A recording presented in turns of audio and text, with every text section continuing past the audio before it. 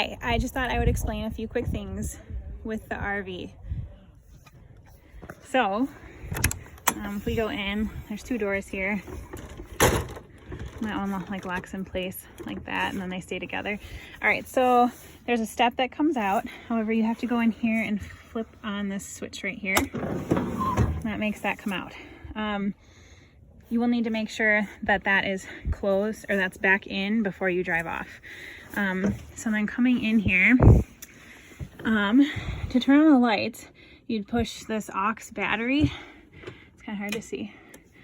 So right now the only light that's on is the bathroom one, but then you can come to any of these lights, and then they should, sorry, yeah, I think this one is burnt out actually, but all the rest of them should turn on, so like all of these. And back over here,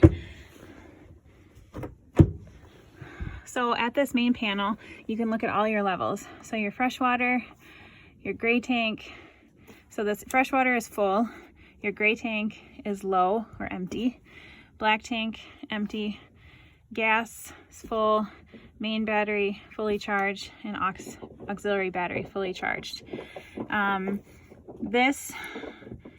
The aux battery has to be on to turn on the generator. So to turn on the generator, you would hold this in the off position for 5 seconds and then hold it in the on position until you hear it start up. This is the water pump. This you have to turn on. There's a switch here. There's also one back by the bathroom light switch. If you want to run any water, you have to turn this pump on first. But then when you're done running water, shut the pump off. This is the water heater. If you need hot water for like a shower, you're going to want to flick this on, but then you're going to want to give it some time to heat the water up before, like you aren't going to be able to flick it on and then hop in the shower. You want to like flick it on and give it at least, I would say maybe 10 to 15 minutes before you want to take a shower or want hot water. So that's that. Coming over here on this side, this is a first aid kit if you need it. Hopefully you won't. This is just a shade, so at night once the door is closed you can pull the shade down for privacy. TV's up here. My husband will explain that in person. It runs on the generator, but it also can run, he'll explain more about that in person. The cab bed, this is a privacy curtain. We just hang this right across here just to block anyone from being able to see in at night right here. So it's just a sheet that you can unfold.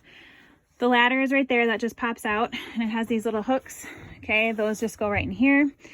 We do prefer that the ladder is used, otherwise oftentimes this gets stepped on and this gets weak. So prefer to have people who go up there use the ladder. There's two shades right here, one that's not as dark or lets in a little bit more light, one that blocks out most light. Up here, an atlas, and in that box is all of the manuals. Over here we have games, and then the sheet, this is a fitted sheet that covers the dinette bed.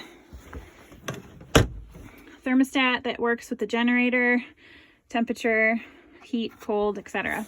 The dinette bed, so you just lift the tabletop off of those two legs, and the legs can also be lifted off the holes in the ground.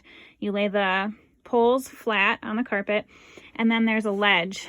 You lift up these cushions, and then there's a ledge here and a ledge on this side, and the table just lays across here. Then you pull these in, these ones flat, and then you have a bed. As far as the kitchen goes, stove works like your typical gas stove. Microwave would need pretty much all the electrical things in here work on the generator. Everything does work with the generator, but it will also work if you're plugged into electricity at a campsite. The refrigerator, up here, there's an on-off switch, so you always want to make sure that that's on if you have food in here. And so this will work and keep things cold when the auxiliary battery is on, or when you have the generator on. So I guess that's the only thing that will keep on running, and it will work. It will keep things cold as you're driving as well. The kitchen, there's pots and pans and things like that down here. And then these drawers just have various kitchen utensils in them. This is a drying rack that you can lay across the sink top to let things dry. And then in here we have a sponge, brand new. In here we have cleaning supplies, gloves for emptying the tanks, garbage bags, small ones for the little one in there, and then these are the bigger ones. For when you return the RV, there's explanations for that on the checklist we have. And then spray cleaner, Clorox wipes, and a dustpan in there, and the garbage. We also have a vacuum up here. This will charge on the base here. Again, if the generator's on or if you're plugged into electricity, this isn't going to charge just on auxiliary power. Dish soap, salt and pepper shakers. Up here, we just have some coffee mugs if you want them, travel ones, and then some plastic, bigger bowls, and then smaller plastic cups. Bowls and plates, extra paper towel. There's also a row right here. If any of this stuff you want to take out and make room for your own things, you're welcome to. Obviously, we just ask that you have it back in the RV when you return it. Over by the back bed, you can see the cows out back. This is just a storage closet that just helps remove moisture in the air. Up here, I just have bath towels, washcloths, and extra cab sheet. So for that bed over the cab, there's an extra fitted sheet in there for that.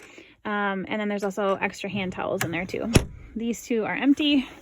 You also have storage underneath the bed right there. As far as this goes, the light switch is right here. So you'd have to have your aux power on to turn the light on. And again, to run water, you would flick on your water pump, and then you would be able to run water, and just flick it off when you're done.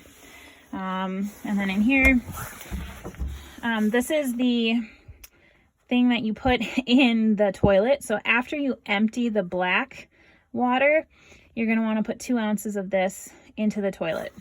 That just helps for smells and just for the maintenance of that tank. And then in the bathroom, there's a light up here. So shower, and then just with the shower, this is just the door. So you just, you can snap it shut or unsnap it and then just pull it out.